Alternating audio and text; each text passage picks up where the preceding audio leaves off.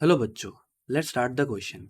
देखिए, क्वेश्चन हमसे कहा जा रहा है find the coordinates of the foci and the vertices, the eccentricity and the length of the latus rectum of the hyperbolas 49y² - 16x² is equal to 784। अब देखिए, सब टर्म्स को अगर हम लोग 784 से डिवाइड कर दिए तो हमें क्या मिलेगा? 49y² divided by 784 minus 16x² divided by 784 is equal to 1। अब देखिए, अगर हम लोग न्यूमरेटर और डिनोमिनेटर को कैंसिल आउट करें तो ये हो जाएगा 49 वन सा और यहाँ पर हो जाएगा 16, ये हो जाएगा 16 वन सा और यहाँ पे हो जाएगा हमारे पास 49। सो this will imply y² divided by 16। अब देखिए, 16 को हम लोग लिख सकते हैं 4 का स्क्वायर माइनस x² बाई 49। अब देखिए, 49 को हम लोग लिख सकते हैं 7 का स्क्वायर इज इक्वल टू 1। अब देखिए, ऑन कंपेयरिंग विथ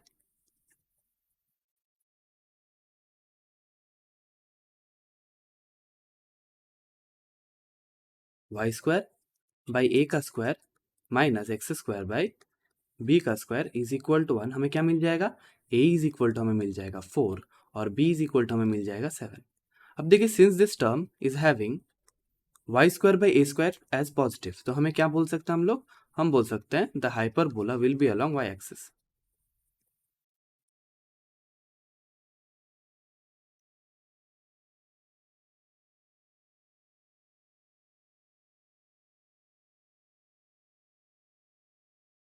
अब देखिए, first of all we will find out c। देखिए, c का वैल्यू हम लोग कैसे निकाल सकते हैं? c इज इक्वल टू हमारा हो जाता है under root of a² plus b का square. This will imply c is equal to हमारा हो जाएगा अंडर रूट ऑफ a का स्क्वायर मतलब 4 का स्क्वायर जो कि हो जाएगा 16 प्लस b का स्क्वायर मतलब 7 का स्क्वायर जो कि हो जाएगा 49। सो यहाँ से हमें c का वैल्यू मिल जाएगा, c is equal to under root of 65। अब देखिए, अगर हम लोग हाइपरबोला को ग्राफिकली रिप्रेजेंट करें तो क्या आ जाएगा? देखिए, ये हमारा y एक्सिस है और ये हमारा x एक्सिस है। हाइपरबोला हमारा अलॉन्ग y एक्सिस है, so this will be our hyperbola somewhat like this. अब देखिए, अगर हम लोग वर्टिसेस का कोऑर्डिनेट देखें तो ये होता है vertices, this will be the first vertices and this will be the second vertices. ठीक है, वर्टिसेस का कोऑर्डिनेट हमारा हो जाता है 0, a and 0, minus of a। अब देखिए, इसका तो फोकस भी होगा, एक होगा हमारे पास f1 और एक होगा हमारे पास f2।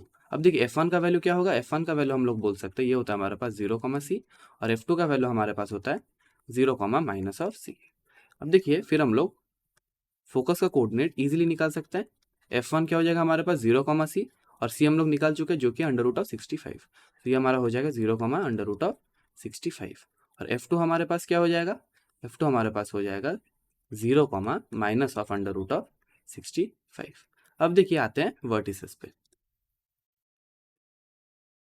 ठीक है, वर्टिसेस को कैसे निकाला हम लोग? 0, a जो कि हो जाएगा 0, 4, a का वैल्यू था हमारे पास 4 और एक हो जाएगा हमारे पास 0, माइनस a जो कि हो जाएगा minus of 4। So this will be the vertices. Now let's come to the third part जो कि है हमारा इसेंट्रिसिटी। अब देखिए, इसेंट्रिसिटी हम लोग कैसे निकाल सकते हैं? ये होता है हमारे पास c by a. This will be equal to c का वैल्यू हमारे पास अंडर रूट ऑफ 65 और a का वैल्यू हमारे पास 4। So this will imply e is equal to under root of 65 by 4। Now the final part, the length of the latus rectum. ठीक है, length of the latus rectum हम लोग कैसे निकाल सकते हैं?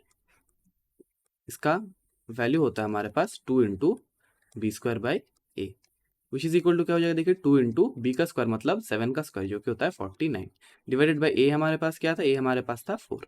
देखिए, इसको कैंसिल आउट करता है, 2 1 ज़ा 2 2 ज़ा। सो this will imply the length of the latus rectum will be ये हो जाएगा हमारे पास 49/2। So these will be our required answers. Hope you understood the question well. Thank you.